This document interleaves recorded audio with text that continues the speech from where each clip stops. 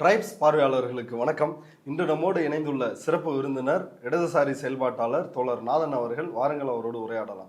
தோழர் வணக்கம். வணக்கம். தோழர், தமிழக வெற்றி கழகத்தின் செய்தி தொடர்பாளர், விஜயினுடைய அரசியல் ஆலோசகர், ஆஸ்தான ஜோசியர் ரிக்கி ராதன் பண்டிட் வெற்றிவேல் அவர் நேற்று ஊடகங்களில் பேட்டி கொடுத்துருக்கிறார். தந்தி டிவிக்கும் கலாட்டாவுக்கும் பேட்டி கொடுத்துருக்கிறாரு. அந்த பேட்டியில் பல்வேறு சுவாரஸ்யமான விஷயங்களை பகிர்ந்துருக்கிறாரு. அது குறித்து தான் உங்கள்கிட்ட கேட்கலான் இருக்கிறேன். அவர் என்ன சொல்கிறாருன்னா, விஜயோட ஜாதகம் யோகமான ஒரு ஜாதகம், மோடியோட ஜாதகத்தினுடைய ஜெராக்ஸ் காப்பி தான் விஜயினுடைய ஜாதகம். இன்னும் 30-40 ஆண்டுகளுக்கு போட்டியே கிடையாது விஜய்க்கு. இன்னும் 50 ஆண்டுகளுக்கு அவர் தான் ஆட்சி செய்வார். அதுவும் இப்போ 2029 அவருக்கு பிஎம் ஆகிற யோகம் கூட இருக்குது, பிரதமராகவே ஆவார். சீஃப் மினிஸ்டர் சாதாரண பதவி அவரை பொறுத்த வரைக்கும் 30 ஸ்டேட்டில் ஒரு ஸ்டேட்டு. அப்போ அடுத்தது என்ன, அது டெல்லி லெவல். அதுக்கடுத்து என்ன, வேர்ல்டுக்கான தலைவர், பிரைம் மினிஸ்டரையும் தாண்டிடுவார், வேர்ல்டு லீடர் ஆயிடுவார். ராகு திசை அடிக்கிறதுனால மோடியால் அவர் பிரதமர் ஆவது கடினம். ஒரு 3வது அணி உருவாகி இவர் அதில் உச்சத்தில் இருப்பார் அப்படின்னு சொல்கிறாரு. இன்னும் ஒரு படி மேலே போகிறாரு. அவர் டெல்லியெல்லாம் தாண்டி ஒரு உலக தலைவராக விஜய் வருவார். நாளைக்கு புதின், ரஷ்ய அதிபர் புதினுக்கும் அமெரிக்க அதிபர் ட்ரம்ப்புக்கும் ஒரு பிரச்சனை அப்படின்னா கூட அதை தீர்த்து வைக்கின்ற இடத்தில் விஜய் இருப்பார். அப்படி ஒரு யோகமான ஜாதகம். அவர் ஒரு தேவகுமாரன் பிறக்கின்ற நேரத்தில் பிறந்திருக்கிறார் அப்படின்னு தந்தி டிவியில் சொல்கிறாரு. கலாட்டாவில் அவர் பழனி முருகனினுடைய அவதாரம். அவர் தான் பழனி முருகன். முருகனே, அவரே முருகன் தான், அவருக்குள்ள தான் முருகன் இருக்கான். அவர் தான் இன்று வாழ்ந்து கொண்டிருக்கக்கூடிய பழனி முருகன். அவர் முருக அவதாரம். முருக அவதாரத்தை கொண்டு போய் நீங்கள் பவன் கல்யாணத்தை கொண்டு போய் கனெக்ட் பண்ண அப்படின்றத சொல்கிறாரு. இந்த கருத்துக்கள் பற்றி என்ன நினைக்கிறீங்க? ஏன்னா ஏற்கனவே தேர்தலுக்கு முன்னாடி இவர் கண்டிப்பாக விஜய் ஆட்சி அமைப்பார் அப்படின்னு சொன்னார். அதுதான் நடக்கவும் செஞ்சிருக்குது. இப்போ இவர் சொல்வது நடப்பதற்கு வாய்ப்பு இருக்குதானே? சீரியஸாவே கேக்குறீங்க? ஆமாங்க, சரி, உண்மைதானே. இதுல அடிச்சு சொன்னாரு. அன்றைக்கு தேர்தல் ரிசல்ட் வர்றதுக்கு முன்னாடியே 4 நாளைக்கு முன்னாடி எக்ஸிட் போல்லாம் வந்துச்சு இல்லையா? அப்போ என்ன சொன்னாருன்னா, இன்னும் 108 மணி நேரம் இருக்குது, 109வது மணி நேரத்தில் ரேஸில் நாங்கள் தான் முந்தி நிற்போம், விஜய் சிஎம் ஆவதை யாராலும் தடுக்க முடியாது அப்படின்னு ஏஎன்ஐக்கு அவர் பேட்டி கொடுத்தாரு. மட்டுமா கொடுத்தாரு? ஷபீர் அகமது, மணி எல்லாம் சொல்லலையா? அவங்களுக்கு கிரெடிட் கொடுக்க மாட்டீங்களா? இல்லைங்க, இவர்தானே ஜாதகம் பார்த்து சொன்னாரு. அதனால முன்கூட்டியே சொன்னாரு, அடிச்சு சொன்னாரு. தேர்தல் ரிசல்ட் வர்ற அன்னைக்கு காலையில 7:30 மணிக்கே போய் விஜய்க்கு பூங்குத்து கொடுத்து, 8 மணி தான் கவுண்டிங் ஸ்டார்ட் ஆகுது, 7:30 மணிக்கே போய் பூங்குத்து கொடுத்து சால்வை போட்டிருக்கிறாரு. இப்படி துல்லியமா சொல்லிருக்கிறாரு. ஜோதிடம் என்பது உண்மை அப்படின்றதும் புரியுது. ஏற்கனவே நடந்திருக்குது, இனியும் நடக்குது அப்படின்னு தான் பார்க்க முடியுது. இனியும் நடக்க வாய்ப்பு இருக்கு அப்படின்னு நீங்க என்ன கருதுறீங்க? தேர்தலுக்கு முன்பாக இந்த ஊத்துக்குழி வெற்றிவேல் கணித்தது என்னன்னா, actually brother, this existing poll we are just ignoring it. I'm sure we are going to sweep this election by above 170 or above 140. This is not fair actually. We studied very well. We had our personal survey. We are sure about minimum 45% vote banking. Vijay கட்சி 140 அல்லது 170 இடங்கள் வெற்றி பெறும், 45% வாக்குகளை பெறுவார் அப்படின்னு சொல்லியிருந்தார். ஆனால் அவர் சொன்னது நடக்கலை. 108 தான் ஜெயித்தாங்க. அதுலேயும் பெரிய கருப்பனூர் பஞ்சாயத்து, திருச்சி கிழக்கு கழிச்சிங்கன்னா 106 தான். திமுக கூட்டணி கட்சிகள் ஆதரவோடு தான் இவர் ஆட்சி அமைக்க நேர்ந்தது. அடுத்தது அதிமுகவில் ஒரு குழு பிரிந்து இவரை ஆதரித்தது. அதன் மூலம் 144 வாக்குகள் சட்டசபையில் இது விஜய்க்கு விழுந்திருக்கலாமே தவிர அவருக்குன்னு 140 அல்லது 170 எம்எல்ஏக்கள் ஜெயிக்கலை. அதனால் விஜயை பொறுத்த வரைக்கும் இந்த முதலமைச்சர் வெற்றின்றது குதிரை பேரம் நடத்தி அதிமுகவில் சிபி சண்முகம், எஸ்பி வேலுமணி டீம்கிட்ட ரேட்டை டீல்லாம் பேசி அதில் மார்ட்டின் குடும்பம் தலையிட்டு இப்படி பல பஞ்சாயத்துகளுக்கு மத்தியில் ஒரு அழுகுனி ஆட்டத்தின் மூலமாகத்தான் அவர் இன்னைக்கு முதலமைச்சராக உட்கார்ந்துருக்கிறாரே தவிர இந்த ஆஸ்தான ஜோதிடர் ராஜகுரு கணிச்சது போல அப்படி ஒன்றும் நடந்துடல. அவர் சொன்னதும் நடக்கலை. இவர் சொன்னது பலிச்சுதுன்றது ஒரு சிம்பிளான விளக்கம் தாங்க. இது ஆங்கிலத்தில் ப்ராபபிலிட்டி அப்படின்னு சொல்றாங்க. கணக்குலையும் ப்ராபபிலிட்டின்னு ஒரு தனி பிரிவே இருக்குது. நிகழ்தகவு. ஆமாம், நடப்பதற்கான வாய்ப்பு எவ்வளோ சதவீதம், நடக்காமல் இருப்பதற்கான வாய்ப்பு எவ்வளோ சதவீதம் விஜய் முதலமைச்சர் ஆவாரானா 50-50, டிவிகே ஜெயிக்குமா 50-50. ஓகே. அப்போ நீங்கள் ஆமான்னு சொன்னீங்கன்னா 50% உங்களுக்கு ஃபேவராக இருக்குது, இல்லைன்னு சொன்னீங்கன்னா அதுக்கும் 50% ஃபேவராக இருக்குது. இல்லைன்னு சொல்லி நீங்கள் எதுவும் பெற போகிறதில்ல. ஒரு கால் இல்லைன்னு சொல்லி விஜய் தோத்துட்டா இந்த ஆஸ்தான ஜோதிடர் கணித்தபடி விஜய் படுதோல்வி அடைந்து விட்டார் அப்படின்னு உலகம் உங்களை கொண்டாட போகிறதில்ல. இவர் சிஎம்மாக ஆவார், தாவேகா வெற்றியடையும் அப்படின்னு சொல்லி அது வெற்றி அடைந்துட்டா உலகமே உங்களை கொண்டாடும். அதனால் இது 2 ஆன்சர் தான். நீங்கள் போட்டித் தேர்வுகள் எழுதுகிறாங்க இல்லையா, போட்டித் தேர்வுகள் 4 பதில் இருக்கும், 1க்கு 4 ஏதாவது நீங்கள் டிக் பண்ணணும். இதில் 2 பதில் தான், ஆம் இல்லை. விஜய் ஜெயிப்பாரா இல்லையா? இவர் ஆமை டிக் பண்ணிட்டாரு, விஜய் ஜெயிச்சிட்டாரு. இதனால் இவர் ப்ரெடிக்ஷன் ஒன்றும் இல்லை. இப்போ விஜயை பற்றி இவர் சொல்கிற அந்த பில்டப் இருக்குல்ல, தேவகுமாரன் பிஎம், உலக லீடர், ஐநா சபை லீடர், அமெரிக்கா ரஷ்யாவுக்கும் போர் வந்தால் தீர்த்து வைப்பார், இது ஒரு சிம்பிளான விளக்கத்தில் பழனி முருகனோட அவதாரம். அப்போ பழனி முருகன் அவதாரம் சொன்னால் அது நமக்கு என்னன்னு தெரியாது. முருகனுடைய திறமை என்ன, அவர் என்ன பண்ணார் அப்படின்லாம் நம்மக்கிட்ட கதைகள் இல்லை. கோச்சிட்டு வந்து கோவணத்தை கட்டிட்டு நின்னார், அவ்வளோதான் தெரியும். விஜயினுடைய ஐக்யூ லெவல் என்ன அப்படின்ற கேள்வியை புரிஞ்சுக்கிட்டோம்னா இதை என்னன்னு தெளிவாக புரிஞ்சுக்கலாம். விஜய் ஒரு நட்சத்திர நடிகராக இருந்து அரசியலுக்கு வந்திருக்கிறார். ஒரு நட்சத்திர நடிகரினுடைய திறமை என்னவா இருக்கும், அவர் ஒரு சினிமா எப்படி தயாரிக்கப்படுகிறது அப்படின்றது கூட அவருக்கு தெரியாது. சினிமாவில் அவர் நடிகர், அவர் தானே கேட்பாரு கதை, அவர் கேட்க மாட்டார். அதுக்குன்னு ஆளு வச்சு ஒரு அசிஸ்டண்ட்டு கேட்பாங்க, அவங்க 10 பேர் ஃபில்ட்ரு பண்ணி 11வது ஆளாக இவர் கேட்பாங்க, அப்புறம் அவர் ஓகேன்னு சொல்லுவார். அப்போ 10 பேர் ஏற்கனவே கேட்டுட்டு ஃபில்டர் பண்ணி ஓகே சொன்ன கதை தான் உங்க காதுகளுக்கு வரும். ஆமா, பிடி செல்வகுமார் விஜயோட மேனேஜர், அவரா தான் சொன்னாரு. முக்கியமா அவங்கள தான் கன்வின்ஸ் பண்ணணும். விஜயை சுத்தி இருக்கிறாங்க இல்லையா, அவர் யாரு தன்னுடைய மேனேஜர்களா வைத்திருக்கிறாரோ அவங்கள கன்வின்ஸ் பண்ணாதான் விஜயை நீங்க கன்வின்ஸ் பண்ண முடியும். நான் சொல்ல வர பாயிண்ட், ஒரு சினிமாவினுடைய டைரக்டர் இருக்கார் இல்லையா, அவருக்கு தான் அந்த சினிமா எப்படி எடுக்கப்படுது, என்ன பிரச்சனை, ஒவ்வொரு துறையும் எப்படி கட்டி மேய்க்கிறது, இது எல்லாம் ஒரு மூளை உழைப்பு செலுத்தக்கூடியவர் அவர் தான். எடிட்டிங், மியூசிக், எல்லா துறையும் எல்லாமே, சண்டை காட்சி, பாடல், கதை, பாத்திரங்கள், இப்படி திரைக்கதை, சகல டிபார்ட்மெண்ட்டையும் மேனேஜ் பண்ணுறது அவர் தான். அவங்களுக்கு கூட ஒரு நிர்வாக திறமை, ஒரு வேலையை கொடுத்தா பொறுப்பாக செய்கிறது, ஒரு விஷயங்களை புரிந்து கொள்வது, மற்றவர்களை வேலை வாங்குறது, இந்த திறமைகள்லாம் இருக்கும். ஒரு நட்சத்திர நடிகர் என்பவர் இயக்குனர் சொல்வதை அதை போல செய்தல்னு சொல்லுவாங்க இல்லையா, அப்படி காப்பி பண்ணக்கூடிய திறமை மட்டும்தான் அவருக்கு இருக்குமே தவிர வேறு எந்த திறமைகளும் அவருக்கு இருக்காது. விஜய்க்கு இப்போ 52 வயசு, 30 ஆண்டுகளாக நட்சத்திர நடிகராகவே இவர் வந்துட்டார். இந்த 32 ஆண்டுகளாக இவருடைய மூளை என்பது அந்த இயக்குனர் சொன்னதை செய்துவிட்டு போய் ஓய்வெடுப்பது என்பதை தாண்டி வேறு எந்த விஷயத்தையும் அவர் கற்றுக்க மாட்டார். ஒரு சினிமாவை இயக்க சொன்னீங்கன்னா கூட அவரால் இயக்க முடியாது, இவருக்குன்னு இல்லை. இப்போ நீங்கள் ரஜினி போன்ற இந்த சூப்பர் ஸ்டார்லாம் இருக்காங்கல்ல, அவங்கள டைரக்ட் பண்ணுங்கன்னு கேட்டிங்கன்னா அவங்களால முடியாது. இப்போ கமல் போன்றவர்கள்லாம் ஆரம்பத்தில் இருந்தே வேறு விதத்தில் வளர்ந்தவங்க, அவங்களுக்கு இது தெரியும், சினிமாவினுடைய மற்ற துறைகள் தெரியும், டைரக்ட் பண்ண சொன்னால் பண்ணுவாங்க. ஆனால் இவங்களுக்கு அப்படி இல்லை. இப்படிப்பட்ட விஜய் இன்றைக்கு ஐஏஎஸ் அதிகாரிகள் கூட்டத்தில் உட்கார்ந்துருக்காரு, ஐபிஎஸ் அதிகாரிகள் கூட்டத்தில் உட்கார்ந்துருக்காரு. இவங்கள்ட்ட எல்லாம் என்ன பேசியிருப்பாரு? காலையிலே ஒரு அரசு அதிகாரி வர்ற நேரத்துக்கு வர்றாரு, 9:55க்கு வர்றாரு, சாயங்காலம் வரைக்கும் இருக்கிறாரு, ஷூட்டிங் கரெக்ட் டைம் வந்துருவார்ல, மதியம் சாப்பாட்டு கேரியர்லாம் எடுத்துட்டு வர்றாரு, அதிகாரிகள் எல்லாம் பாராட்டுறாங்க, பெரிய தியாகம், டெடிகேட்டான சிஎம்மான்னு. இப்போ அந்த கூட்டம் எப்படி நடக்குன்றத கற்பனை பண்ணி பாருங்க. அந்த கூட்டத்தில் விஜய் என்ன சொல்லக்கூடும்? ஐபிஎஸ் அதிகாரிகள் கூட்டத்தில், சார் எனக்கு என்ன வேணால் நீங்கள் செஞ்சுக்கங்க, சட்டம் ஒழுங்கு கரெக்டாக இருக்கணும், கொலை நடக்கூடாது, ரேப் நடக்கூடாது, இதை தாண்டி வேறு ஏதாவது சொல்ல முடியுமா? நீங்கள் செஞ்சுருங்க சார் எல்லாம். மற்றவங்க அதிகாரிகள் ஆலோசனை சொல்லுவாங்க, சார் இப்படி பண்ணலாம், அப்படி பண்ணலாம், அப்படி பண்ணலாம், நீங்கள் பண்ணிக்கங்க, அவ்வளோதான். ஐஏஎஸ் அதிகாரிகள் கூட்டத்தில் நிர்வாகம் தொடர்பாக என்ன பேசுவார்? இதே தான், சார் எனக்கு எதுவும் இல்லை, இந்த திட்டங்கள்லாம் நிறைவேற்றணும், எப்படின்னு சொல்லுங்கள். இப்படி இதுதான் இவருடைய ஐக்கியூன்னு நான் சொல்கிறேன். இவருக்கு ஆட்சியை பற்றி, நிர்வாகத்தை பற்றி, தமிழ்நாட்டை பற்றி, தமிழக மக்களை பற்றி எதுவும் தெரியாது. இப்படிப்பட்ட ஒரு தலைமையில் இருக்கும்போது அதிகாரிகள் தான் உண்மையில் ஆட்சி பண்ணுவாங்க, அவங்க தான் எடுத்து கொடுப்பாங்க, அவங்க தான் எந்த அதிகாரிகளை போடலாம் அப்படின்னு சொல்லி கொடுப்பாங்க. விஜயோட திறமையே இதுதான்.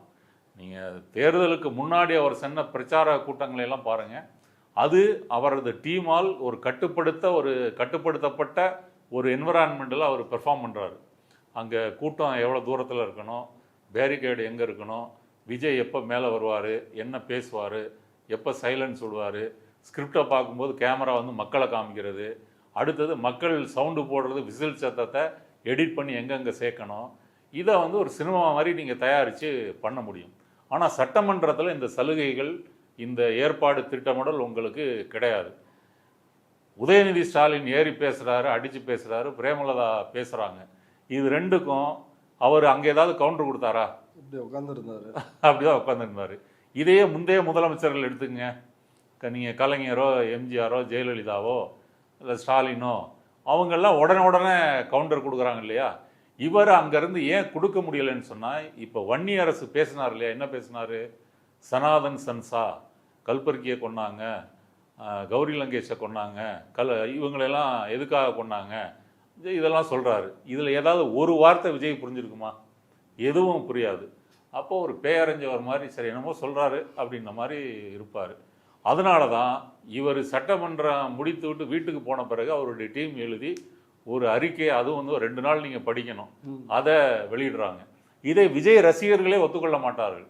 விஜய் வீடியோவில் விஷுவலாக பெர்ஃபார்ம் பண்ணுறதை மட்டும்தான் அவங்கள்ட்ட போய் சேருமே தவிர இந்த அறிக்கையெல்லாம் போய் சேராது. அப்போ சட்டமன்றத்துலையும் நீங்கள் பார்த்துட்டீங்க, அதிகாரிகள் கூட்டத்திலையும் எப்படி நடக்குன்றத பார்த்துட்டோம். இப்போ ஆட்சி அமைச்சு இவ்வளோ நாளாயும் 9 அமைச்சர்களுக்கு போர்ட்ஃபோலியோ இன்னும் ஒதுக்கலை. மற்ற அமைச்சர்கள் யார் என்பது இன்னும் முடிவு செய்யலை. இன்னும் மொத்தம் 35 33 அமைச்சர்கள் நியமிப்பாங்க. ஆமாம். அப்படி இருக்கும்போது இப்போ எல்லா துறைகளையும் விஜய் சுமந்து கொண்டு டெய்லி மீட்டிங் போட்டு பேசிகிட்டு இருக்கிறாரு. இன்னைக்கு தினகரனில் ஒரு செய்தி, விஜய் ஆட்சி அமைத்த பிறகு இதுவரைக்கும் 34 கொலைகள் தமிழ்நாட்டில் நடந்திருக்குது. 34 கொலைகளும் ப்ரூட்டலாக நடந்திருக்கு. அப்போ சட்டம் ஒழுங்கு என்ன ஆச்சுன்றது இந்த டேட்டாவே சொல்லுகிறது. ஆனால் இப்படிப்பட்ட விஜயை இந்த ஜோசியர், நீங்கள் சொன்ன அந்த வெற்றிவேல், தமிழ்நாட்டுக்கு வெற்றிவேலு, இந்தியாவுக்கு ராத்தன் பண்ணிட்டு விக்கின்றது உலக அளவுக்கு. அப்போ உலகம், இந்தியா, தமிழ்நாடு 3க்கும் 3 பேர் வச்சிருக்கிறாரு. சொன்ன விஷயங்கள் குறித்து கேட்குறேன். இவருடைய பின்னணி என்ன? இவர் வந்து திருப்பூர் மாவட்டம் ஊத்துக்குழி அப்படின்னு சொல்கிறாங்க. இவருடைய பின்னணி என்ன? வெற்றிவேல் எப்படி ராதன் பண்டிட் ஆனார்? அதுக்கப்புறம் ரிக்கி ராதன் பண்டிட் வெற்றிவேலா மாறுறாரு? இவருடைய பின்னணி வந்துங்க, இந்த வீடியோவில் வந்தது, பத்திரிகையில் ஆனந்த விடனில் ஒரு கட்டுரை வந்திருக்கு. இதையெல்லாம் படித்து பார்க்கும்போது அவருடைய பின்னணி என்பது வழக்கமாக ஒரு ஜோசியர், சாதா ஜோசியராக இருந்து ஒரு ஸ்பெஷல் ஜோசியராக மாறக்கூடிய அந்த வரலாற்றை பதிவு பண்ணியிருக்காங்க. இவருக்கு இப்போ வயசு 62. கிட்டத்தட்ட 40 வருடங்களாக இவர் ஜோசியம் ஜாதகம் பார்த்துக்கிட்டு இருக்கிறாரு. அப்படி இருக்கும்போது 98 வாக்கில் இவர் ஜெயலலிதா சசிகலாவுக்கு ஏதோ ஒரு வகையில் தற்செயலாக அறிமுகமாறாரு. அதற்கு முன்னாடி நான் முத்துசாமி இருக்கார் இல்லையா, ஏடிஎம்கேல இருக்கும்போது அவருக்கு ஏதோ மினிஸ்டர், இப்போ முன்னாள் அமைச்சர், திமுக முன்னாள் அமைச்சர், அவர் ஏடிஎம்கேல இருக்கும்போது அவர் பார்த்து ஏதோ ஒன்று நடந்து அவர் மூலமாக இது ஜெயலலிதா சசிகலாவுக்கு போகிறாரு. ஏகேன் இந்த ப்ராபபிலிட்டி தான். இந்த ப்ராபபிலிட்டியில் அம்மா நீங்கள் அடுத்த ஆட்சி 2001 நீங்கள் தான் அமைப்பீங்க, உங்கள் இதெல்லாம் கரெக்டாக சொல்லுது. அதே மாதிரி 2001 அமைச்சிட்டாங்க. அதுக்கு பிறகு ஜெயலலிதாவுக்கு நெருக்கமாறாரு. அவர் சொன்ன பேட்டியிலே நான் ஜெயலலிதாவோட 2000 தடவை நான் லஞ்ச் சாப்பிட்ருப்பேன் அப்படின்றத பெருமையாக சொல்கிறாரு. 2000 ஒரு 20 தடவை சாப்பிட்டாலே பெரிய விஷயம்தான். ஏன்னா ஜெயலலிதாவை நீங்கள் யாரும் நெருங்க முடியாது. இப்படியெல்லாம் ஜெயலலிதா கூட ட்ராவல் பண்ணியிருக்காரு. ஜெயலலிதா இந்த பிற்போக்குத்தனங்களை எல்லாம் கண்மூடித்தனமாக நம்பக்கூடிய ஒரு கேரக்டர் தான். ஜோசியமாக இருக்கட்டும், பரிகாரம் செய்யக்கூடிய யாகங்கள், நீங்கள் திருநள்ளாறு போய் அங்கே சனீஸ்வரன் கோயிலில் ஒரு யாகம் பண்ணணும், எதிரிகளை ஒழிக்கிறதுக்கு யாகம், இப்படி வந்து சர்வமும் பக்திமயம், ஜாதகம், ஜோசியமயமாகத்தான் ஜெயலலிதா வாழ்வார். ரெண்டாவது, இந்த ஜோசியர்கள் எல்லாருக்கும் இந்த வெற்றிவேல் மாதிரி ஒரு திறமை அமைவதில்லை. என்ன திறமைன்னா பேச்சு திறமை, மார்க்கெட்டிங் திறமை. இப்போ இந்த பேட்டியில் கூட என்ன சொல்கிறாரு, விஜய்க்கு என்கிட்ட பிடிச்சதே, என்கிட்ட நான் பேசினா அவர் கேட்டுக்கிட்டே இருப்பார், ஒரு பாசிட்டிவ் எனர்ஜி என்கிட்ட இருந்து போகும். அந்த பாசிட்டிவ் எனர்ஜின்றது என்னன்னு வளவளன்னு பேசுறது. அதான் பாசிட்டிவாக சொன்னாங்கன்னா நான் மல்டிப்ளை பண்ணி கொடுப்பேன், நெகட்டிவாக சொன்னால் அதை வந்து அப்படியே நான் அப்சர்வ் பண்ணிக்குவேன், மைல்டாக வந்து அவங்களுக்கு ரிப்ளை பண்ணுவேன், சோகத்தை சுமந்துக்குவேன், சந்தோஷத்தை பகிர்வேன் எப்படின்னு சொல்கிறாரு.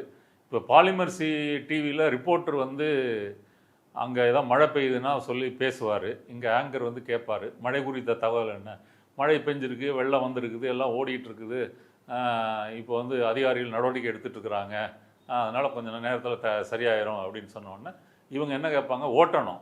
அதிகாரிகள் என்ன நடவடிக்கை எடுப்பாங்க, அது ஏற்கனவே பதில் சொல்லியிருப்பாரு, திரும்ப அதை அப்படியே ரிப்பீட் பண்ணுவார். அப்போ இதுக்கு தேவை என்னன்னா, ஒரே விஷயத்தை வேற வேற வார்த்தைகளில் சொல்லக்கூடிய ஒரு திறமை இருந்தால் தான் விஷுவல் ஜேர்னலிஸ்ட்டுக்கு ஒரு முக்கியமான தகுதி என்பது அதுதான். அது மாதிரி ஜோசியத்தில் ஜாதகம் இந்த மாதிரி பிற்போக்குத்தனங்களை அல்ல சாமியார், கார்ப்பரேட் சாமியார்களை பொறுத்த வரைக்கும் இந்த மாதிரி பேச்சு திறமை, கதை சொல்லும் திறமை, அந்த பேச்சால் மற்றவர்களை வந்து கவர வைக்கக்கூடிய திறமை அது இருந்தால் மட்டும்தான் அவர்கள் ஒரு பெரிய லெவலுக்கு வெற்றியடைய முடியும். எல்லா சினிமா உதவி இயக்குநர்களுமே நல்ல திறமை உள்ளவங்களா இருப்பாங்க. ஆனால் அதில் யாருக்கு நல்லா கதை சொல்லும் ஆற்றல் இருக்கிறதோ அவங்க தான் தயாரிப்பாளரையும் நடிகரையும் கன்வின்ஸ் பண்ணி அந்த வாய்ப்பை பெற முடியும். ஓகே, அதுக்கு பிறகுதான் வெற்றியா தோல்வியா முடிவாகும். அப்புறம் முடிவாகும். சீமான் கூட சிறந்த கதை சொல்லின்னு பலரும் அவரோட சினிமா துறையில் இருக்கிறவங்க சொல்றாங்க. அதை நம்மளே நேரடியாக பார்த்துருக்கோமே, ஆமக்கரி இதுல இருந்து எவ்வளவு கதைகள் நம்ம கேட்டிருக்கிறோம். அதனால அந்த திறமை இந்த ரத்தன் பண்டிட்டுக்கு இருந்திருக்கிறது. அதை வைத்துக்கொண்டு இப்போ நீங்கள் ஜெயலலிதா எல்லாம் இன்ஃப்ளூயன்ஸ் பண்ணணும்னா அந்த அளவுக்கு நீங்கள் மெனக்கடணும், பேசணும், வீட்டில் வந்து விக்கிபீடியா பார்க்கணும், அதில் வந்து ஒரு பழமொழி எடுக்கணும், அடுத்தது கிரேக்க புராணத்துலேருந்து ஒரு கதை எடுக்கணும். இதெல்லாம் நீங்கள் வந்து போய் சொன்னீங்கன்னா அப்படியே அந்த காலத்தில் மன்னர்கள்லாம் இருக்காங்க இல்லையா, மன்னர்களுக்கு வேலை என்னென்னா நல்லா சாப்பிட்டுட்டு அந்த புறத்தில் வந்து அந்த தோழிகளோட வந்து சிம்மாசனத்தில் உட்கார்ந்துட்டு புலவனை கூப்பிட்டு யோ பாடியா அப்படின்னா புலவன் வந்து அந்த மன்னரை வாழ்த்தி மாமன்னா அப்படின்னு சொல்லி பாடுவார், அதில் விதவிதமாக சொல்லுவார். அப்போ அதை கேட்டு ரசிக்கிறது இருக்கு இல்லையா, அது வந்து ஒரு பொழுதுபோக்கு.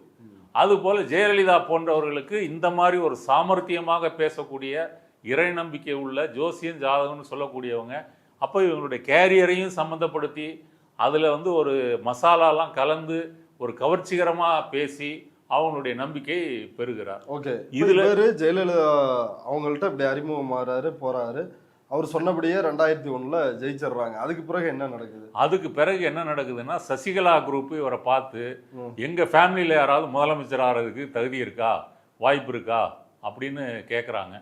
கேட்கும்போது இவர் வந்து இல்லைன்னு சொல்லிட்டாராம். இல்லைன்னு சொன்ன உடனே சசிகலா சின்னம்மாவுக்கு கோவம் வந்துருச்சு. பெரியம்மாட்டே சொல்லிடுறாரு. ஓ, அவங்க ஜெயலலிதா கிட்டையும் சொல்லிடுறாரு, உங்க சின்னம்மா சர்க்கிள் யாரும் வர வாய்ப்பு இல்லை அப்படின்றத சொன்ன உடனே சசிகலா இவரை கட்டம் கட்ட ஆரம்பிக்கிறாங்க. போய் போட்டு கொடுத்துட்டாரு. ஆமா, போட்டு கொடுத்துட்டாரு. அதுக்கு பிறகு 2006 தோத்துறாங்க. அப்ப தோத்த பிறகு இவருடைய அந்த ப்ராபபிலிட்டி பொய்யாகி போய் இவர் வெளியே போயிடுறாரு. வெளியே போனவர் என்ன செய்யறாரு, இதுக்கு அடுத்ததாக என்ன செய்யலாம் அப்படின்ற மாதிரி முயற்சி பண்ணிட்டு இருக்காரு. அவர் மேல ஏதோ வழக்குகள் 2006க்கு பிறகு வந்ததா சொல்றாங்கல்ல. ஆமா, அது வந்து வழக்கு வந்து அவர் இன்கம் டேக்ஸ் டிபார்ட்மெண்ட் ஒரு ரெய்டு நடத்துறாங்க. இவர் நிறைய கருப்பு பணம் சேர்த்திருக்கிறார். இவர் என்ன செய்யறாருன்னா, 2001 ஆட்சி காலத்துல நிறைய தொழிலதிபர்கள் இவர் மூலமா சந்திக்கிறாங்க. நீங்க இந்த சாமியார்கள், ஜோசியர்கள், இந்த மாதிரி ஒரு அதிகாரத்தில் உள்ளவங்களுக்கு நெருக்கமாக இருக்கிறவங்களுடைய வேலை என்னன்னா புரோக்கர் வேலை பார்க்கறது. இப்போ இந்திரா காந்திக்கு திரேந்திர பிரம்மச்சாரின்னு ஒரு சாமியார், அவங்க இந்திரா காந்திக்கு நெருக்கமாக இருந்தவர். இந்திரா காந்தி நேராக போய் பார்க்கக்கூடியவர். அவர் ஆயுத வியாபாரி கஷோக்கி இவங்க கூடலாம் நெருக்க வைத்து கொண்டு அந்த மாதிரி ஒரு புரோக்கர் வேலை செஞ்சுக்கிட்டு இருந்தவர். இந்திரா காந்திக்கு நெருக்கம். இங்கே நம்ம ஜெயேந்திர சரஸ்வதி எடுத்துங்க. ஜெயேந்திர சரஸ்வதி அதுக்கு முன்னாடி இருந்த சீனியர் சங்கராச்சாரி. இவங்க காலத்தில் சங்கரமடம் என்பது இந்தியாவில் இருக்கக்கூடிய அரசு அதிகார விஷயங்களில் பஞ்சாயத்து செய்யக்கூடிய ஒரு மடமாக இருக்குது. அப்போ அம்பானி ஃபேமிலியில் ஒரு பிரச்சனை அப்படின்னா சங்கரமடத்துக்கு வருவாங்க. இந்த ரோலை அவங்க ப்ளே பண்ணிட்டு இருந்தாங்க. சங்கர்ராமன் கொலைக்கு பிறகு தான் அந்த மடம் அந்த தகுதியை இழக்குது. இவர் நம்ம ஸ்ரீ ரவிசங்கர் ஈழத்து பிரச்சனையை நான் தீர்த்து வைக்கிறேன்னு சொல்லி பேச்சுவார்த்தையெல்லாம் நடத்தியிருக்காரு. அப்ப ஜெயலலிதா அவங்க ஏதோ கேசட் கொடுத்தேன், அவங்க மனமாற்றம் அடைந்துட்டாங்க, அதெல்லாம் நடந்திருக்கு இல்லையா. அப்புறம் இவர் ஜக்கி வாசுதேவ் சொல்லவே வேணாம். அவர் வந்து இந்த மாதிரி அவர் ஒரு பவர் சென்டர். ஜக்கி வாசுதேவ் சிவராத்திரி அன்னைக்கு தான் முக்கியமான தொழிலதிபர்கள், அரசியல்வாதிகள்லாம் கூடி சினிமா பிரபலங்கள் எல்லாமே தங்களுடைய பஞ்சாயத்தை அங்க பேசுவாங்க. அதனால இவங்க எல்லாருமே இந்த வேலைகளை செய்கிறார்கள்.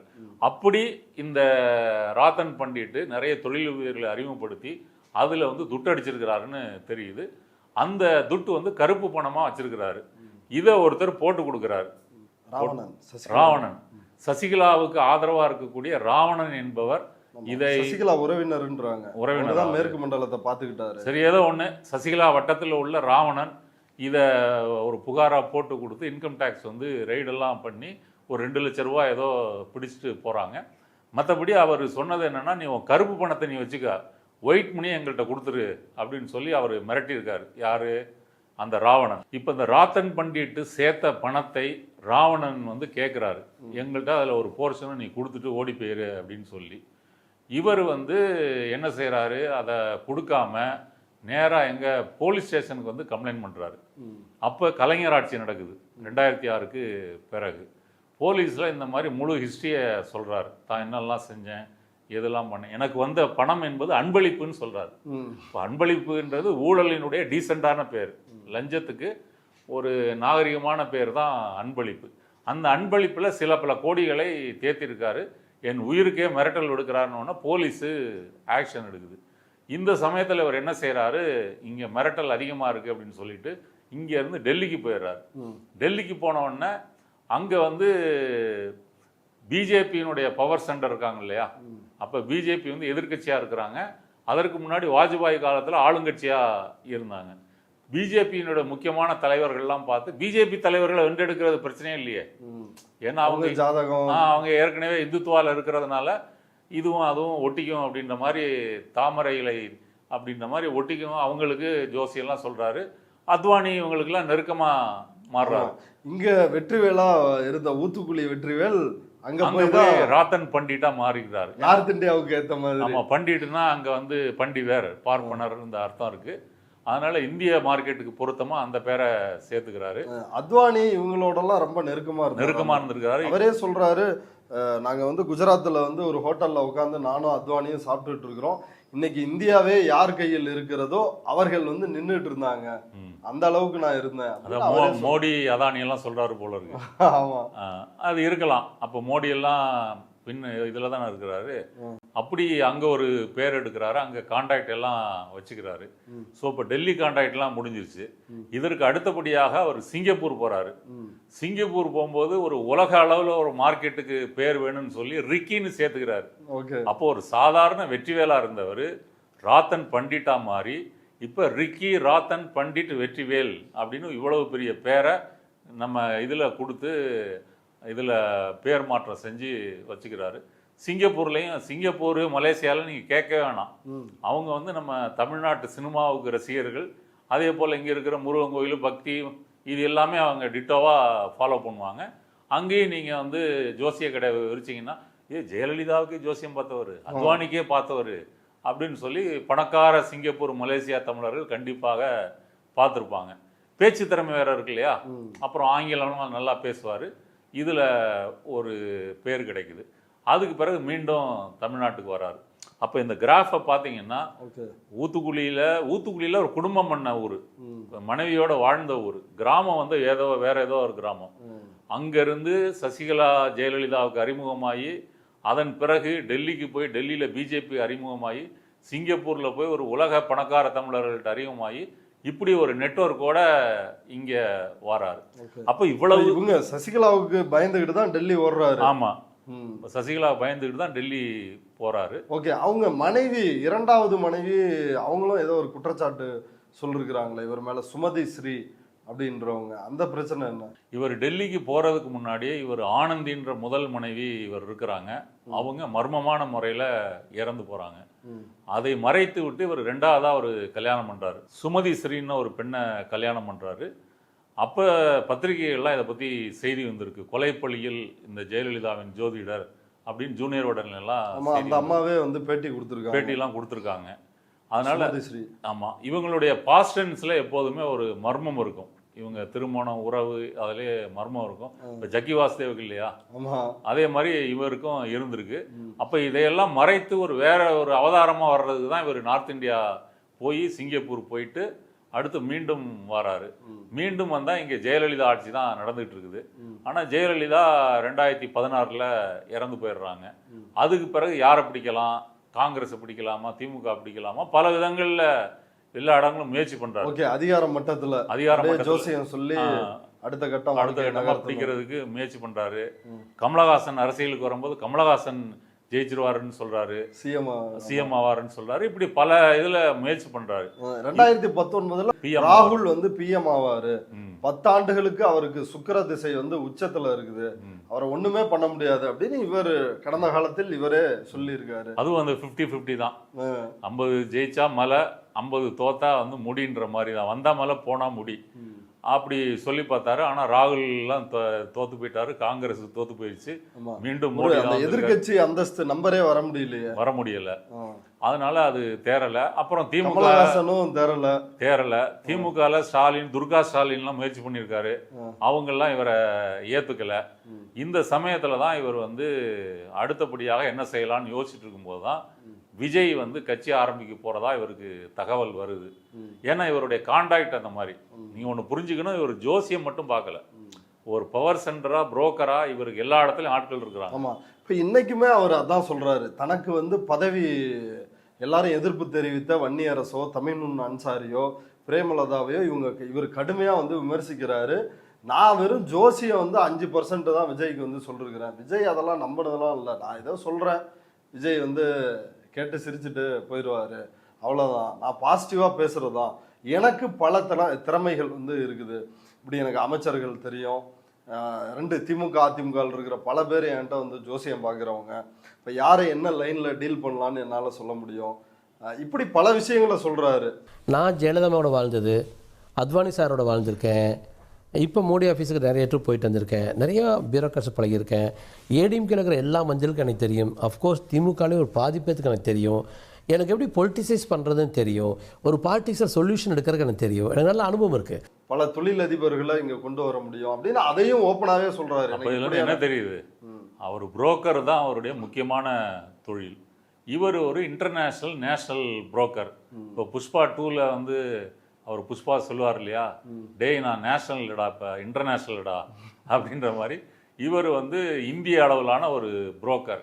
இந்திய அளவிலான தொழிலதிபர்கள், அதிகார வர்க்கம் என்ன ஏது எல்லாமே ஒரு கையில் இருக்குது. ஓகே, விஜய் கிட்ட 2020 வர்றாரு. ஆமா, அவர் அஜித்துக்கும் சிஎம் யோகம் இருக்குது ஆமா அப்படின்னு வந்து சொல்றாரு, இப்பயும் சொல்றாரு. ஆனா அவர் அதை பயன்படுத்திக்கல. நான் வந்து தலைவர் ரீச் பண்ண ட்ரை பண்ணேன், அதே மாதிரி அஜித் சார் ரீச் பண்ண ட்ரை பண்ணேன்.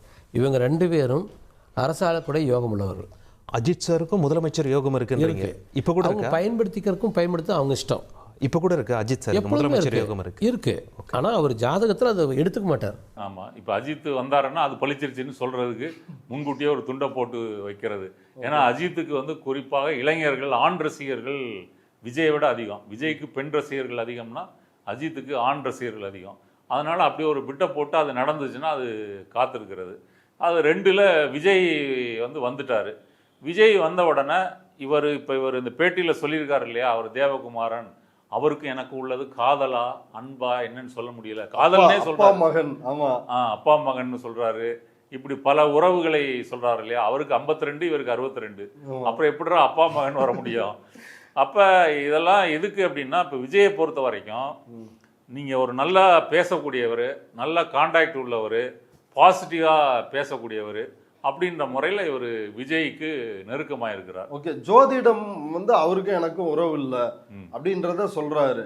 ஆனா எல்லா இடத்துக்கும் கூட்டங்களாக இருந்தாலும் சரி, மாவட்ட செயலாளர்களை அழைத்து வேட்பாளர் தேர்வு உள்ளிட்டு எல்லாமே, எலெக்ஷன் ரிசல்ட் வர்ற அன்னைக்கு லயோலா காலேஜ் வந்து விஜய் போறப்பையும் இந்த ஜோதிடர் ஒரு வாகனத்துல பின்னாடி போறாங்க. பல நேரங்களில் ஒரே காரில் பயணித்தார்கள். திருச்செந்தூர் போனப்ப இதே ஜோதிடர் வந்து கூட இருந்ததை எல்லாருமே பார்த்தோம். அப்படி இருந்து விஜய்க்கு வந்து ஜோசியத்து மேல நம்பிக்கை கிடையாது, நான் பாசிட்டிவா பேசுறதுனால என்ன பக்கத்துல வச்சுக்கிறாரு அப்படின்னு சொல்றது, விஜய்க்கு அப்படி ஒரு நம்பிக்கை இல்லை அப்படின்றத நிறுவுறாரு. அது உண்மையா இருக்கு வாய்ப்பு நிறுவல, வார்த்தையால சொல்றாரு, கண்டிப்பாக உண்மை இல்லை.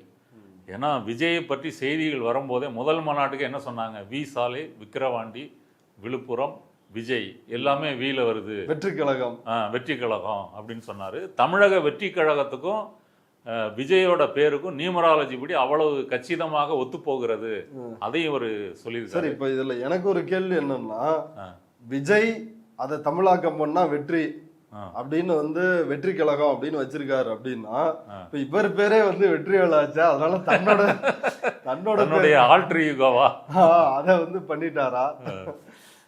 அதுல இப்போ விஜயை பொறுத்த வரைக்கும் இவர்கிட்ட நெருக்கமாறாரு, இவர் சொல்கிற பரிகாரங்கள், கோயிலுக்கு போகிறத எல்லாம் செய்கிறாரு அப்படின்றது என்ன காரணம்னா, யாரெல்லாம் வந்து ஒரு உழைப்பே செலுத்தாமல் ஒரு பெரிய அறுவடை செய்ய விரும்புகிறார்களோ அவர்கள் இந்த மாதிரி மனிதர்களோட ஒட்டி கொள்வார்கள். ஒரு விவசாயி அவர் ஒரு வயலில் வந்து பாடுபட்டு நாற்று நட்டு மருந்தடித்து உரம் போட்டு இப்படிலாம் வளர்த்து வேலை செஞ்சால் மட்டும்தான் அறுவடை செய்ய முடியும்.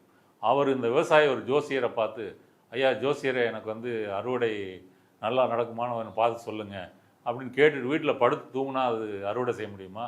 முடியாது. அப்போ விஜயை போன்றவர்கள், ஜெயலலிதாவை போன்றவர்கள், அல்லது ஓரளவுக்கு பிற்கால மோடி ஆர்எஸ்எஸ்ல இருந்து ஒரு பவர் சென்டராக பிஜேபிக்கு வந்து ஒரு தனக்குள்ள ஒரு அதானி போன்ற வட்டத்தை உருவாக்கி கொண்ட மோடிக்கு முன்னாடி ஃபுல் டைமராக இருந்த மோடி வந்து மக்களோட ஒரு கனெக்ஷனில் இருந்தார். அது மாதிரி இந்த வந்த பிறகு மாறிடுறாங்க இல்லையா? அப்போ விஜயை போன்றவர்கள் ஒரு குறைவான ஒரு உழைப்பு செலுத்தி ஒரு பெரிய வெற்றியை சாதிக்க விரும்புகிறவர்கள் கண்டிப்பாக இந்த மூட நம்பிக்கைகள், ஜோசியம், ஜாதகம், மதம், நம்பிக்கை, கோயில், முட்டி போட்டு மாதா கோயிலில் போகிறது, இதை கண்டிப்பாக செய்வார்கள். சீக்கிரம் இதில் அவங்க வந்து விழுந்துருவாங்க. ஏன் அப்படின்னு சொன்னால், இவங்க தங்களுடைய உழைப்பு, அறிவு, நிர்வாகத்திறன், மக்களோட உள்ள கனெக்ஷன், தொண்டர்களை அரவணைக்கின்ற பண்பு. இப்போ கலைஞரை பற்றி ஒன்று சொல்கிறாங்கல்ல, அவர் எவ்வளோ வருஷத்துக்கு முன்னாடி ஒரு தொண்டரை பார்த்துருந்தாலும் அவர் 40 வருஷம் கழித்து போய் கூட அவர் பேரை சொல்லி கூப்பிடுவார், எந்த ஊருன்ற வரைக்கும் சொல்லுவார். அப்போ கலைஞரை போன்ற தலைவர்கள் கீழே மக்கள்கிட்ட தொண்டர்களிலிருந்து பல பிரச்சனைகளை சந்தித்து அதில் ஒரு தலைமை பண்பை உருவாக்கி கொண்டு வளர்ந்தவர்கள். ஆனால் ஒரு கேரவான்லேருந்து ஷூட்டிங் வந்துட்டு 6 மாதம் சினிமா, 6 மாதம் ரெஸ்ட்டு அப்படின்னு நீலாங்கரையில் வந்து ஒரு 20 அடிக்கு கேட்டு போட்டுட்டு வாழக்கூடிய ஒரு நடிகனுக்கு என்ன இருந்திருக்க முடியும்? அப்போ நம்ம ஜெயிக்கணும் அப்படின்றத இந்த மாதிரியான துதிபாடிகள், புலவர்களை வைத்து கொண்டு சொல்ல வைத்து பேசி அது வந்து நடந்துருச்சு இல்லை? அப்போ நடக்கும்போது இவர்களுடைய மார்க்கெட் ரேட் வந்து அதிகமாக கூடும். அதனால் யாரெல்லாம் இப்படிப்பட்ட மனிதர்களாக இருக்கிறார்கள், நான் சொல்கிறது உழைக்காமல் ஒரு செல்வத்தை அடைய விரும்புகிறவன், உழைக்காமல் ஒரு பதவியை அடைய விரும்புகிறவன், உழைக்காமல் ஒரு பெரிய செல்வத்தை அடையக்கூடிய நினைக்கிறவங்க, அவங்க இதெல்லாம் இந்த மாதிரி விஷயங்களில் விழுந்துருவாங்க. இப்போ திருப்பதி உண்டியல் அந்த அடிப்படையில் பார்க்கும்பொழுது அதான் இவருக்கு வந்து அந்த சிறப்பு அதிகாரி அப்படின்ற போஸ்டே பெரிய பவர்ஃபுல்லான போஸ்ட் இல்லையா? ஐஏஎஸ் அதிகாரிகள்லாம் இவர்கிட்ட ரிப்போர்ட் பண்ணும் இல்லையா? அப்ப அதுவே விஜய் எந்த அளவுக்கு இந்த ஜோசியம் அல்லது இவர் மீதான ஒரு நம்பிக்கை அப்படின்றத ஆமா. இந்த போஸ்ட் எதுக்காக அவர் போட்டிருக்கிறாரு? என்ன அரசு நம்ம வைக்கிற திட்டங்களுக்கு என்ன பேர் வைக்கணும், எந்த நாள்ல ஆரம்பிக்கணும், எந்த அதிகாரியை வச்சுக்கணும், ஆமா எந்த நேரத்துல முடிக்கணும். ஜெயலலிதாவுக்கு இதெல்லாம் சொல்லிருக்கிறாரு. யார் யார் அமைச்சரா நியமிக்கணும், 27ன்ற நம்பர் குறைஞ்சிடக்கூடாது. அவங்க ஜெயிலுக்கு போறப்ப 2001 டான்சி கேஸ்ன்னு நினைக்கிறேன்.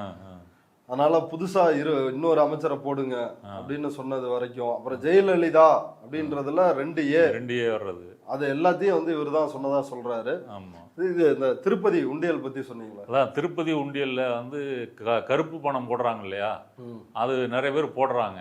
இப்போ திருப்பதி உண்டியல்ல இனிமே வந்து காசு போடுறவங்க எல்லாம் ஜிபே செக்கா வந்து போடுங்க, அக்கௌண்டட் மணியா போடுங்க அப்படின்னா இவ்வளவு வருமானம் வருமா?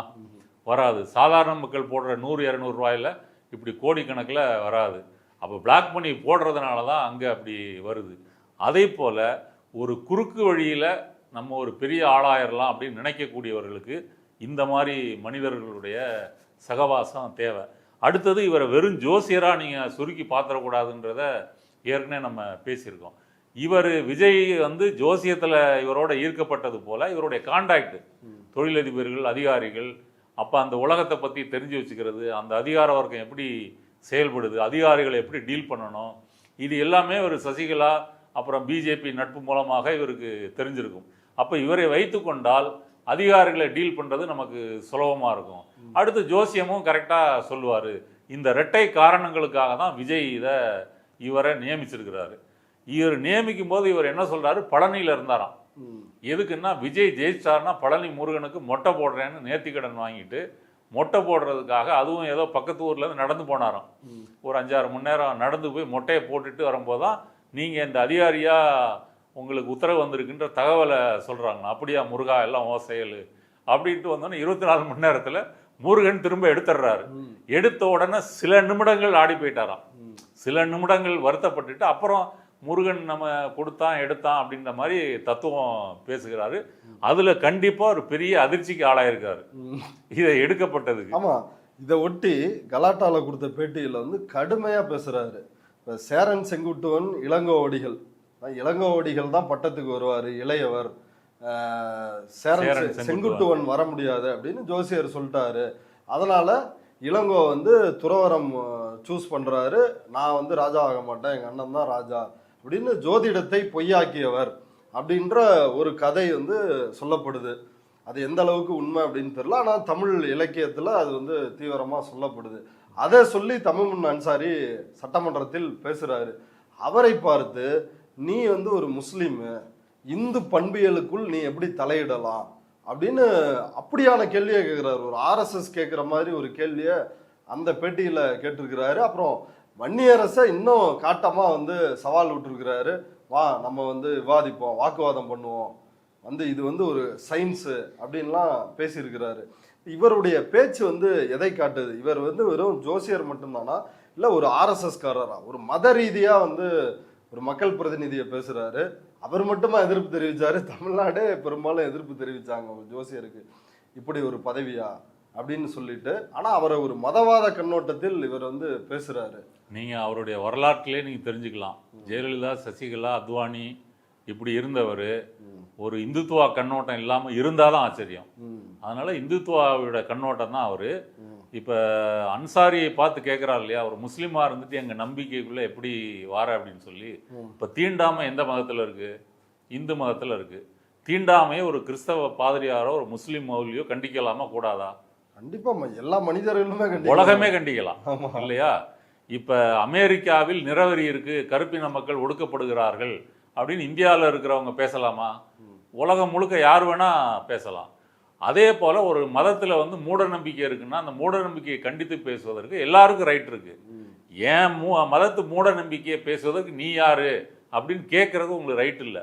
இப்போ இந்துக்களே 100க்கு 100 பேர் ஜோசியம் ஜாதகத்தை நம்பி தான் போறாங்களா? ஜாதகம் பார்த்து தான் கல்யாணம் பண்றாங்களா? அப்படி இல்லையே.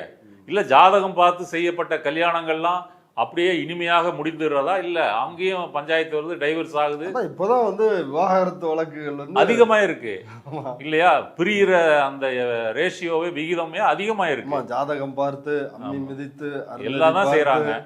அப்படி நடந்தும் கல்யாணங்கள் பிரிந்து போகிறது. அதனால இது ஜோசியம் ஒரு மூடநம்பிக்கைன்னு சொல்றதுக்கு அன்சாரிக்கும் உரிமை இருக்கு, ஆபிரகாமுக்கும் உரிமை இருக்கு. அதை இவர் இந்துத்துவா கண்ணோட்டத்தில் நீ யாரு அப்படின்றவன், நீ ஒரு முஸ்லீம், உனக்கு என்ன ரைட் இருக்கு அப்படின்னு கேட்கறது. இவர் ஏற்கனவே சங்கியா இருந்த அந்த முகத்தை இப்போது வெளிப்படுத்துகிறார். பெரியார் குறித்தும் அவதூறு பேசுறாரு. ஆமா, பெரியார் இப்படி யாழ்ப்பாணத்து கதிர்வேல்ன்ற புலவரை வந்து இழிவுபடுத்திட்டாரு, அவர் வந்து வஉசிக்கு வந்து எதுவுமே செய்யல, அவர் பையனுக்கு வேலை வாங்கி கொடுக்கல, இப்படி அடுக்கடுக்கா வந்து. யாழ்ப்பாணத்துலேருந்து வந்த ஒரு கதிர்வேல் ஒரு ஆள், நீங்கள் புக்ஸை தேடி எடுத்து பாருங்க, அவர் பெரியார் பற்றி என்ன சொல்கிறார். அன்னைக்கு பெரியார் அவருக்கு எந்த விளக்கம் சொல்ல. யாழ்ப்பாணத்துலேருந்து ஈரோடு வந்து பெரியாரை பார்த்து நான் தமிழுக்கு இந்த மாதிரி நான் சித்தாந்தங்களை சொல்லியிருக்கிறேன், நான் இந்த மாதிரி ஒரு புத்திசாலி, எனக்கு ஒரு சோசியல் எக்ஸ்போசர் வேணும்னு வந்த ஒரு ஆளை அவமானப்படுத்தி துரத்துறார் பெரியார். அவர் பற்றி நிறைய கருத்துக்கள் எழுதுறார். ஒன்றுமில்ல, கப்பலோட்டி தமிழன் தன் பையங்களுக்கு வேலை வாங்கி கொடு, சாப்பாட்டுக்கு வழின்னு பெரியார்ட்ட கேட்டார். அன்றைக்கி வெள்ளைக்காரன் கவர்மெண்ட்டு. அப்போ வெள்ளைக்காரன் கவர்மெண்ட்டில் உங்களுக்கு என்ன டச் இருந்து வேலை வாங்கி கொடுக்குறக்கு? அதையும் அவர் செய்யலை.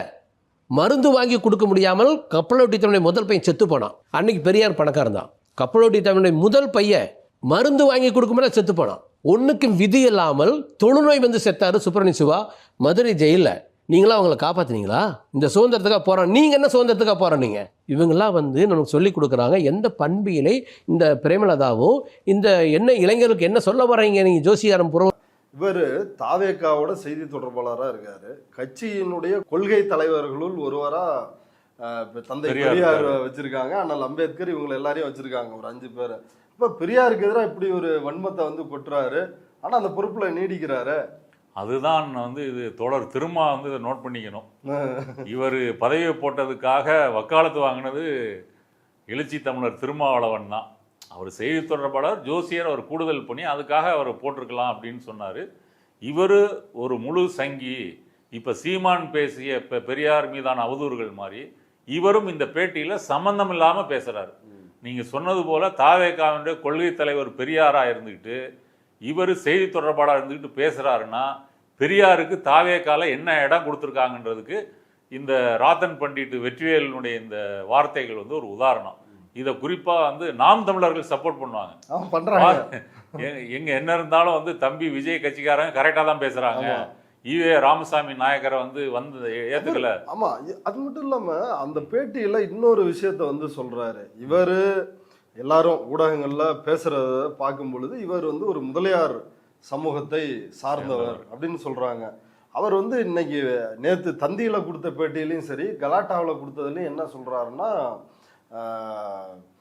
இவரும் இவங்க அப்பாவும் நடந்து வந்தா உயர் ஜாதிக்காரங்க வர்றப்ப நாங்க ஒதுங்கி தான் நிக்கணும், அப்படி கொடுமையெல்லாம் அனுபவிச்சிருக்கிறோம் அப்படின்னு வந்து சொல்றாரு. இப்போ இன்றைக்கு கலாட்டாவில் வந்த பேட்டியில என்ன சொல்றாருன்னா, 64ல பிறந்தேன், அண்ணாதுரை அவர் ஆட்சி தான் ஒரு நல்ல ஆட்சி, அதுக்கு பிறகு ஜாதிய கொடுமைகள், சொத்துக்களை வந்து பறிக்கிறது, லஞ்சம் ஊழல் தலைவரிச்சாடுது, அப்படி கொடுமையான காலத்துல நான்லாம் பிறந்துட்டேன். ஆங்கரை பார்த்து சொல்றாரு, நீங்கெல்லாம் கொடுத்து வச்சவர், விஜய் ஆட்சியில பிறந்திருக்கிறீங்க அப்படின்னு சொல்லி அப்படியும் சொல்றாரு. எனக்கு இப்ப இவங்களுக்கு என்ன மாதிரியான ஜாதிய கொடுமையை அனுபவிச்சிருப்பாரு? இல்ல நம்ம ஏற்கனவே பேசணுமே ஆதவ அர்ஜுனா ஜாதிய கொடுமையால் எங்க அம்மா இறந்து இல்ல அந்த மாதிரி ஒரு உருட்டா? இது வந்து திராவிட இயக்கங்களின் மேலான வெறுப்பு இருக்கு இல்லையா? முதல்ல சொன்ன மாதிரி வந்து இந்த காலத்தில் பிறந்து எல்லா கஷ்டங்களையும் அனுபவிச்சிட்டோம். இது துக்ளக் ஷோ அங்கே தொடங்கி வைக்கிறாரு. பார்ப்பனர்கள், பார்ப்பன ஊடகங்கள் திமுக ஜெயிச்ச பிறகு 67ல் ஜெயிச்ச பிறகு இந்த நரேட்டிவை செட் பண்ணி மக்கள்கிட்ட கொண்டு போகிறாங்க. இதில் அவர் அடிஷ்னலாக சாதியையும் சேர்த்துக்கிறாரு.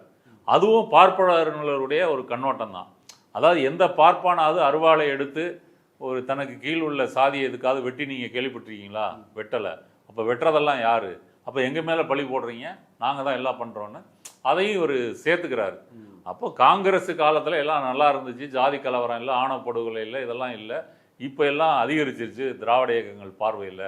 ஆனால் விஜய் என்ன சொல்கிறாரு? அவர் வந்து திராவிட இயக்கங்களில் அண்ணாதுரை, எம்ஜிஆர் இவங்கெல்லாம் கொடுத்த ஆட்சியை போல் நானும் கொடுப்பேன் அப்படின்னு சொல்லி பேசிக்கிறாரு. இவரோ அதுக்கு நேர் எதிரான கருத்துக்களை பேசுகிறாரு.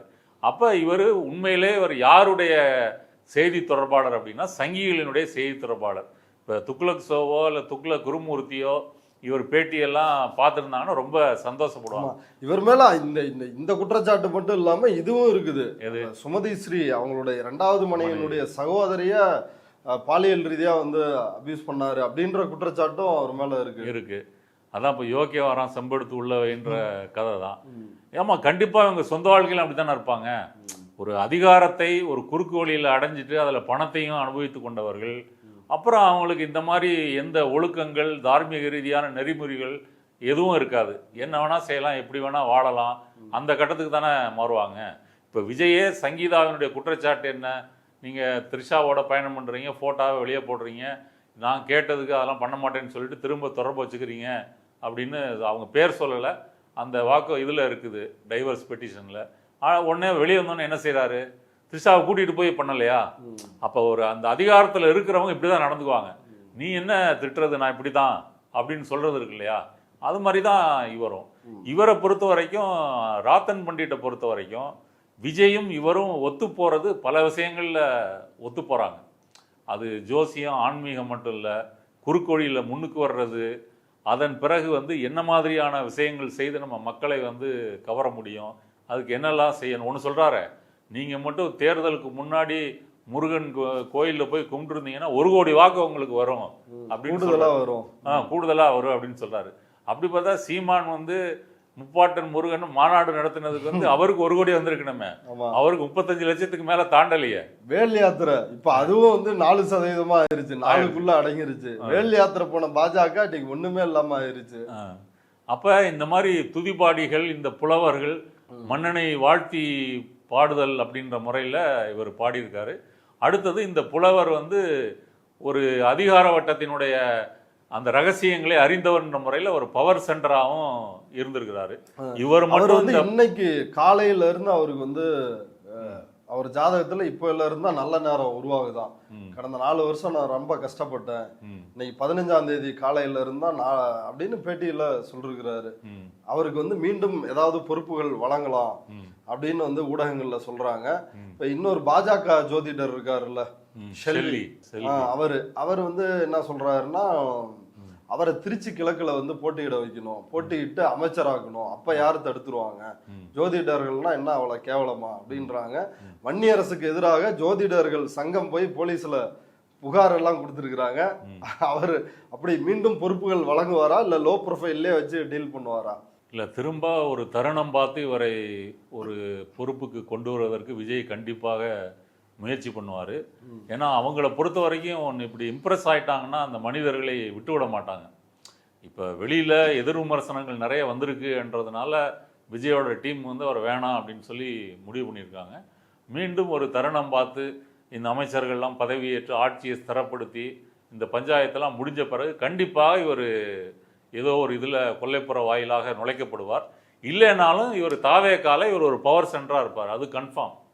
தாவேக்கா மூலமாக நீங்கள் ஒரு விஷயத்தை சாதித்து கொள்ளணும், அது வந்து பொருளாதார விஷயமாகவோ அல்லது வேற எந்த கோடிகளில் புழங்கக்கூடிய விஷயமாகவோ இருந்தாலும் அதற்கான முக்கியமான ஒரு அதிகார மையமாக இந்த ராதன் பண்டிட் வெற்றிவேல் கண்டிப்பாக இருப்பார். விஜய் இவர் ஒருபோதும் இவரை கைவிட மாட்டார்.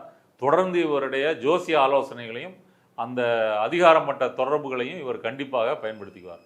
இவர் ஒரு தேவகுமாரன், அந்த டைம்ல பிறந்திருக்கிறாரு, உச்சமான நேரத்தில் பிறந்திருக்கிறார். பழனி முருகனின் அவதாரம் இவர்தான், அவரோட பிரதிநிதியே இவர்தான் அப்படின்னு வந்து இவர் ஒரு கடவுளின் அவதாரமா வந்து முன்வைக்கிறாருல்ல, இவர் அசைக்கவே முடியாது அப்படின்னு சொல்லி, இது பற்றி என்ன நினைக்கிறீங்க? இது நம்ம ஏற்கனவே பேசிட்டோம் இல்லையா, விஜய் ஒரு கல்ட்டு பர்சனாலிட்டியாக கொண்டு போகிறாங்க. அந்த கடுங்கோட்பாட்டுவாத மதப்பிரிவின் தலைவரை அவரது பண்புகளை எந்த அளவுக்கு உயர்த்தி பேச முடியுமோ அந்த அளவுக்கு நீங்கள் பேசும்போது அதுக்கு வெயிட்டு கூடிக்கிட்டே இருக்கும். யார்கிட்ட? அந்த டிவோட்டிஸ்ன்னு சொல்லக்கூடிய பக்த ரசிகர்கள்ட்ட. அப்போ அவங்க இவர் சொல்கிறத ஏற்றுக்குவாங்களா? கண்டிப்பாக ஏற்றுக்குவாங்க. நம்ம விஜய் வந்து ஒரு சினிமா நடிகர் மட்டுமல்ல, அவர் கடவுளை போன்றவர், கடவுள் தேவகுமாரன், முருகனுடைய அவதாரம். இப்படி அந்த இவருடைய இந்த புகழ்ச்சியை கண்டிப்பாக அவர்கள் ஏற்றுக்கொள்வார்கள், நம்புவார்கள். அது வந்து விஜயினுடைய செல்வாக்கே அவருடைய ரசிகர்கள்ட்ட வந்து இன்னும் கொண்டு போகிறதுக்கு உதவி செய்யும். இதுக்கு முன்னாடி பஞ்சு டைலாக்கு, சினிமாவில் டான்ஸு, சண்டை போட்ட ஒரு ஆக்ஷன் ஹீரோவாக பார்த்துருக்குறாங்க. இப்போ கடவுள் என்ற ரேஞ்சுக்கு கொண்டு போகிறாங்க. அப்போ இது இப்போ ஜெயலலிதா குன்கா தீர்ப்பு வந்துச்சுல்ல, குன்கா தீர்ப்பு வந்த உடனே தமிழ் திரையுலகம் நம்ம சேப்பாக்கத்தில் ஒரு பெரிய ஆர்ப்பாட்டம் நடத்தியிருந்தாங்க. வரிசையாக ஃப்ளெக்ஸ் வச்சுருந்தாங்க. அந்த ஃப்ளெக்ஸில் ஒரு முழக்கம் என்ன தெரியுமா? கடவுளை மனிதன் தண்டிப்பதா. அந்த போராட்டத்தில் விஜய் கலந்துக்கிட்டார் இல்லையா? அப்போ இந்த முழக்கத்தை என்ன சொல்றீங்க? கடவுளை மனிதன் தண்டிப்பதான்னா குன்கா மனிதன், ஜெயலலிதா கடவுள். அப்போ ஜெயலலிதா என்ற கடவுளை குன்கா என்ற மனிதன் தண்டிக்க முடியுமா? அப்போ எந்த அளவு இவர்கள் அடிமைத்தனத்தில் ஊறி போயிருந்தா இந்த முழக்கத்தை வந்து ஒரு கிரியேட்டிவிட்டின்னு சொல்லி இவ்வளோ பயங்கரமான இந்த அயோக்கியத்தனமான வாசகத்தை ஃப்ளெக்ஸில் வைப்பாங்க. அப்போ ஜெயலலிதாவை அப்படி தெய்வம்னு நம்ம பேசினவங்க விஜய் இன்னைக்கு முருகன் அவதாரம், தேவகுமாரன்னு கண்டிப்பாக பேசுவாங்க. அந்த கல்ட்டு வேவ் லென்த்துக்கு இது கரெக்டாக செட் ஆகுது. இவர் அதை கரெக்டாக கொளுத்தி போடுறாரு. விஜயும் ஒரு செகண்ட் யோசிக்கும் போது, ஆமாம் இல்லை, வேற யாருக்கும் இல்லாத அளவுக்கு நமக்கு இவ்வளோ கூட்டம் வருது, நம்ம இவ்வளோ பேர் ரசிக்கிறாங்க, சோசியல் மீடியாவில் இவ்வளோ பேர் பார்க்குறாங்க, சின்ன குழந்தைங்கள்லாம் அப்பா அம்மாட்ட ஓட்டு போடுன்னு சண்டை போடுது. நிறைய வீடியோ ஜானவரகிசாமி கொண்டு வந்து காமிச்சாரு. அப்போ நம்ம கடவுள் தான் போல இருக்கு அப்படின்ற ஒரு தடுமாற்ற சந்தேகம் அவருக்கே வந்திருக்கும். அதனால் வந்து அவர் இப்போ இயேசுநாதருக்கோ முகமது நபிக்கோ அந்த ஹாலுசினேஷன் ஒன்று சொல்கிறாங்க இல்லையா, கடவுளோட பேசுவது போன்ற ஒரு கற்பிதத்தை அவர்கள் நம்புகிறார்கள். நம்பி அதை வந்து அவங்க கொள்கையாக சீடர்களுக்கு பேசுகிறாங்க. அதுபோல் விஜயும் அந்த ஹாலுசினேஷன் சொல்லக்கூடிய அந்த கற்பிதத்துக்கு ஆளாயிருப்பார். நம்ம ஒரு கடவுள் தான் போல இருக்கு, அதனால தான் நம்ம ஜெயிச்சிருக்கிறோம், இவ்வளோ பேர் நம்மளை பார்க்குறாங்க அப்படின்னு சொல்லி. அதனால் கண்டிப்பாக இவர் சொன்னது நமக்கு கேலி பொருளாக இருக்கலாம், நம்ம விமர்சனம் பண்ணலாம். ஆனால் விஜயோட அந்த கல்ட்டு பக்தர்களுக்கு ஒரு ஜோசியரே சொல்லிட்டாரு, கரெக்டாக தான் இருக்கும். உண்மையிலே நாளைக்கு கோயிலுக்கெல்லாம் கட்டி கும்பாபிஷேகம் பண்ணுவாங்களா என்னன்றதை பொறுத்திருந்து தான் பார்க்கணும். ஓகே தோழர், விரிவாக ராதன் பண்டிட் வெற்றிவேல் இவர் யாரு அப்படின்றத சொல்லியிருக்கிறீங்க. ரொம்ப இவ்வளவு நேரம் நம்முடைய பார்வையாளர்களுக்காக நேரத்தை ஒதுக்கி கருத்துக்களை பகிர்ந்துட்டு ரொம்ப நன்றி. நன்றி.